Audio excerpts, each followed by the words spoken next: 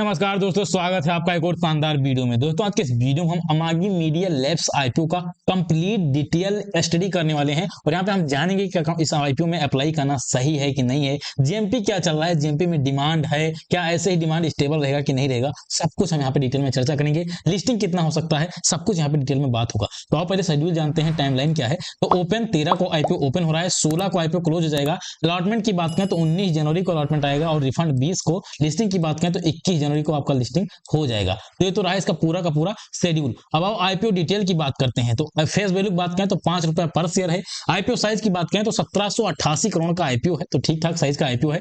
Price band की बात करें तो 343 से 361 पर शेयर जो है प्राइस बैंड है। और इशू टाइप की बात करें तो book bill issue IPO fresh और ओएफएस दोनों है, ये पॉजिटिव पॉइंट है। अब फ्रेश कितना है भाई, फ्रेश जो है 816 करोड़ है, ओएफएस 972 करोड़ है। तो फ्रेश और ओएफएस लगभग 50-50% है, तो चलो ठीक ठाक है। बाकी फ्रेश ज्यादा रहता है तो बढ़िया रहता है। लॉट की बात करें तो 41 का लॉट रखा गया है और यहाँ पे बहुत सारी डिटेल लिखा हुआ है, रजिस्टर वगैरह आप यहाँ पे देख सकते हो। अब यहाँ पे हम देख लेते हैं और कुछ डिटेल। जैसे रिजर्वेशन की बात करें तो रिजर्वेशन में रिटेल के लिए 10% का पोर्शन है, ये नेगेटिव पॉइंट है। ज्यादा पोर्शन होता बेहतर होता, बाकी 10% क्यों पोर्शन है अभी क्लियर हो जाएगा, फाइनेंशियल वगैरह से क्लियर हो जाएगा। या ना एक बात करें तो 15% का है, QIB के लिए 75% का यहाँ पे पोर्शन रखा गया है। अब यहाँ पे आप देख लेते हैं कि एक लॉट के लिए कितना इन्वेस्ट करना होगा। तो एक लॉट में 41 शेयर आएंगे और अमाउंट की बात करें तो 14,801 रुपए यहाँ पे इन्वेस्ट होगा। एक लॉट के लिए आपको 14,801 रुपए इन्वेस्ट करना होगा। तो आपको इन्वेस्ट करना है तो भाई 14,000 रुपए तैयार रखिएगा।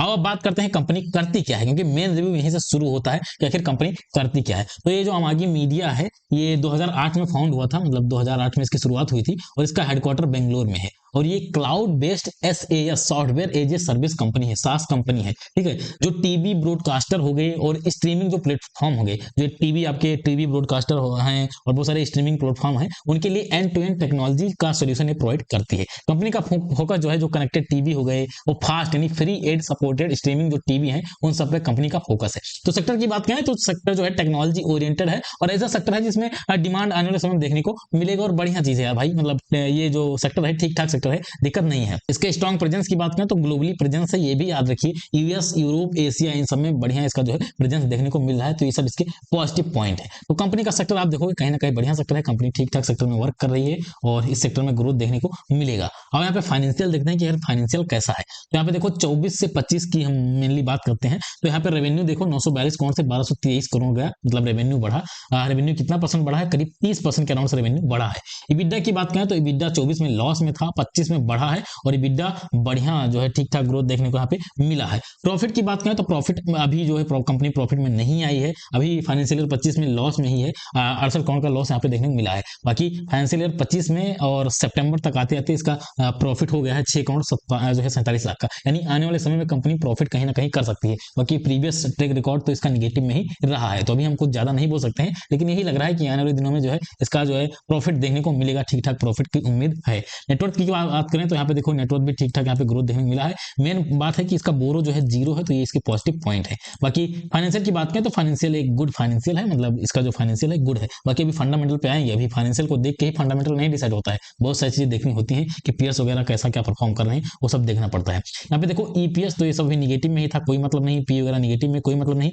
निगेटिव पॉइंट यहाँ पे ये है कि प्रमोटर होल्डिंग 14% का प्रमोटर होल्डिंग है, जो कि बहुत ही निगेटिव पॉइंट है। इतना मतलब बहुत ही कम प्रमोटर होल्डिंग है। रिटर्न ऑन नेटवर्थ की बात करें तो रिटर्न ऑन नेटवर्थ यहाँ पे देखो यहाँ पे निगेटिव में ही है, तो कोई मतलब नहीं है। EBITDA मार्जिन देखो 2% का है, तो ज्यादा बढ़िया तो नहीं है। पेट मार्जिन निगेटिव में ही रहेगा क्योंकि अभी कंपनी लॉस में ही है, तो ज्यादा मतलब नहीं है इसका भी। ऑब्जेक्टिव की बात करें तो कंपनी के पास फ्रेश इशू भी जाएगा, जो पैसा जाएगा कहाँ पे यूज होगा, ये टेक्नोलॉजी और क्लाउड इंफ्रास्ट्रक्चर में इन्वेस्ट करने वाले हैं 550 करोड़, तो इसके पॉजिटिव पॉइंट है भाई। मतलब अपने ऊपर एक खर्चा करेंगे तो अच्छी बात है। पेयर की बात करें तो कोई भी इनके पास पेयर नहीं है, तो लिस्टेड पेयर नहीं है। अब अनलिस्टेड बहुत सारे पेयर मिल जाएंगे, मैं चाहता तो रिसर्च कर लेता, बट कोई मतलब नहीं है, क्योंकि मैं केवल लिस्टेड पेयर में ही जो है यहाँ पे कंपेयर कर सकता हूँ। जो लिस्टेड पेयर नहीं है, यानी जो RSP में पेयर दिए ही नहीं गए हैं, तो उसमें मैं घुस के रिसर्च करके कोई मतलब नहीं बनता, उसको मैं यहाँ पे दिखा भी नहीं सकता हूँ। तो कोई पेयर नहीं है, तो उसका एक पॉजिटिव पॉइंट है, इसका कहीं ना कहीं इसको फायदा देखने को मिल सकता है। अब वो बात करते हैं प्राइस फेयर है कि नहीं। तो प्राइस इसका फेयर तो नहीं है भाई, मतलब अभी कंपनी जस्ट लॉस से लगभग प्रॉफिट में आना शुरू हुई है इसे सितंबर 2025 से, तो अभी तो इसका IPO का प्राइस फेयर नहीं है। IPO थोड़ा सा ओवर वैल्यूड जरूर देखने को मिल रहा है। IPO का प्राइस और डाउन होता तो बेहतर रहता। बाकी चलो ठीक ठीक है, जो भी है आईपीओ प्राइस लाए हैं, अब हम क्या ही कर सकते हैं। और आजकल तो इंडियन मार्केट में ओवर वैल्यूड आईपीओ आ ही रहे हैं और अच्छा खासा रिटर्न भी दे रहे हैं। एंकर बुक अभी हमारे पास है नहीं, तो इसकी कोई रेटिंग नहीं बनती है, ठीक है। तो एंकर बुक आ जाएगा तो उसका हम जो है डिस्कशन कर लेंगे। बाकी एंकर बुक अभी नहीं है तो उसका हम यहाँ पे रेटिंग वगैरह नहीं डिसाइड कर सकते हैं। अब बात करते हैं फंडामेंटल स्ट्रॉन्ग है कि गुड है क्या है। तो यार फंडामेंटल देखो स्ट्रॉन्ग तो नहीं है और गुड भी नहीं है, फंडामेंटल नीचे है, एवरेज फंडामेंटल बोल सकते हो, गुड से नीचे का फंडामेंटल है। अब लिस्टेड पेयर वगैरह होते उसमें परफॉर्मेंस वगैरह देखता तो और बेहतर क्लियरिटी मिल जाती, बट लिस्टेड पेयर है ही नहीं है तो कोई मतलब नहीं बनता है। तो फंडामेंटल एवरेज है, स्ट्रॉन्ग भी नहीं है और गुड भी नहीं है भाई। गुड तब कहता जब एक कंपनी जो है पिछले साल से 24 से 25 में ठीक ठाक प्रॉफिट करे होती और बहुत सारी चीजें इसका सही रहता, तब यहाँ पे जो है फंडामेंटल गुड हो जाता। और स्ट्रॉन्ग के लिए तो इसकी बहुत सारी चीजें अच्छी होनी चाहिए, जैसे पेट मार्जिन वगैरह 10% से ऊपर रहता, वो सारा कंडीशन ऐसा यहाँ पे मीट नहीं हो रहा है, तो इसलिए फंडामेंटल तो स्ट्रॉन्ग नहीं है और ना ही गुड है। तो फंडामेंटल यहाँ पे एवरेज है भाई, फंडामेंटल यहाँ पे एवरेज देखने को मिल रहा है।